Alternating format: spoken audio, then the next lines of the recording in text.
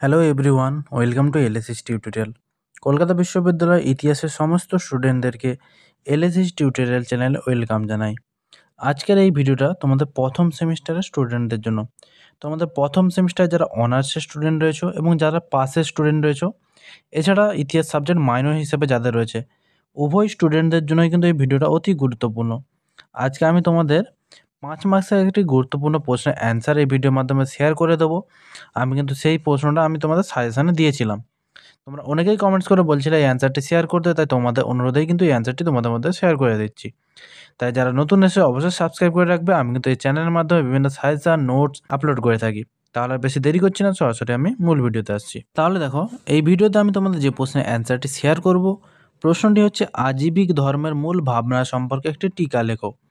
5 মার্কসের প্রশ্ন, very very important প্রশ্ন। এবারে আমি অ্যান্সারটি বলছি, তোমরা খাতায় দেখে দেখে নোট ডাউন করে নাও। আজীবিক ধর্মের প্রবর্তক ছিলেন গোসাল মক্খালি। তিনি ছিলেন মহাবীরের সমসাময়িক এবং কিছু সময় মহাবীরের সঙ্গেও ঘুরে বেড়িয়েছেন, কিন্তু মতাদর্শে ভিন্নতা থাকায় তিনি নিজের আলাদা পথ গঠন করেন। গোসাল বিশ্বাস করতেন যে জীবের ওপর তার নিজের ইচ্ছা বা কর্মের কোনো নিয়ন্ত্রণ নেই, বরং সমস্ত কিছু পূর্ব নির্ধারিত। এই ভাবনা থেকেই আজীবিক ধর্মের জন্ম। প্রথম প্যারাটি বলে দিয়েছি, পরবর্তী প্যারা দেখো কী রয়েছে। আজীবিক ধর্মের সবচেয়ে গুরুত্বপূর্ণ বৈশিষ্ট্য ছিল নিয়তিবাদ বা নিয়তি বিশ্বাস। গোসাল মক্খলি মনে করতেন এই জগতে যা কিছু ঘটে সবই পূর্ব নির্ধারিত ও অনিবার্য। মানুষের নিজের চেষ্টায় বা সাধনায় কোনো কিছু পরিবর্তন সম্ভব নয়। জীব যে যতই চেষ্টা করুক, তার নির্ধারিত নিয়তির বাইরে গিয়ে কিছু করা সম্ভব নয়। এই বিশ্বাস অনুযায়ী জন্ম, মৃত্যু, দুঃখ, সুখ সবই পূর্ব নির্ধারিত সময় অনুযায়ী ঘটে। মানুষ যে কর্ম করে তার মুক্তির পথ ঠিক করে না।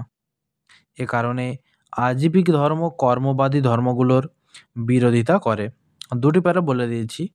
পরবর্তী প্যারা যাওয়ার আগে বলে রাখি, তোমরা যদি এই পেপারের নোটস পারচেস করতে চাও, অর্থাৎ ডিএসসিসি 1 পেপার এবং পাস পেপার এবং মাইনর পেপার, এই সকল পেপারের নোটস আমার কাছে অ্যাভেলেবেল রয়েছে।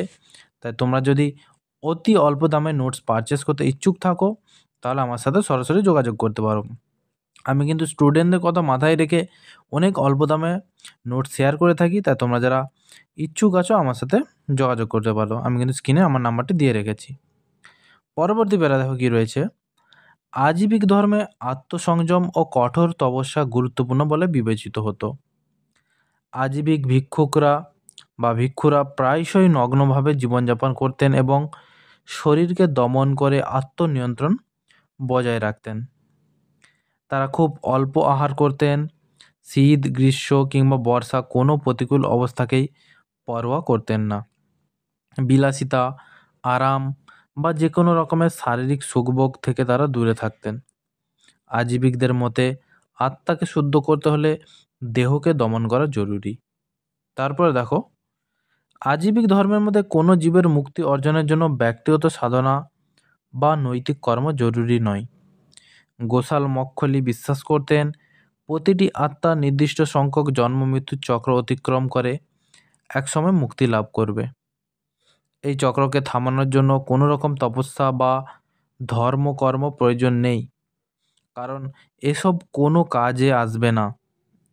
কর্ম নয়, বরং নিয়তি বা নিয়মিত সময়চক্রই জীবনের গতি নির্ধারণ করে। এই ভাবনা বৌদ্ধ ধর্মের কর্মফল এবং জৈন ধর্মের তপস্যাভিত্তিক মুক্তির ধারণার সম্পূর্ণ বিপরীত।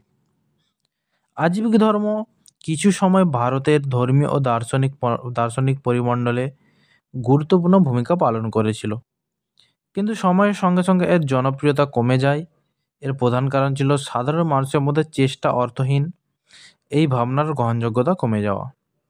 ঐতিহাসিক রমিলা থাপার বলেন, আজীবিকরা ব্রাহ্মণ্য ধর্মের বিরুদ্ধে এক চরম প্রতিক্রিয়া ছিল, কিন্তু তারা এটি স্থায়ী বিকল্প চিন্তাধারা গড়ে তুলতে পারেনি।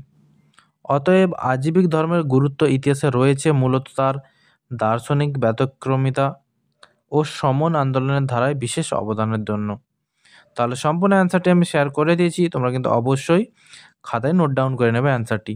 কারণ তোমাদের সেমিস্টারের জন্য এই প্রশ্নটা অতি গুরুত্বপূর্ণ। পরবর্তী কোন ভিডিও চাও তোমরা কমেন্ট করে জানাও, আমি কিন্তু তোমাদের কমেন্টের রেসপন্সের ভিত্তিতে অ্যান্সারগুলি শেয়ার করে থাকি। তাহলে দেখা হচ্ছে তোমাদের সাথে পরবর্তী কোনো ভিডিওতে।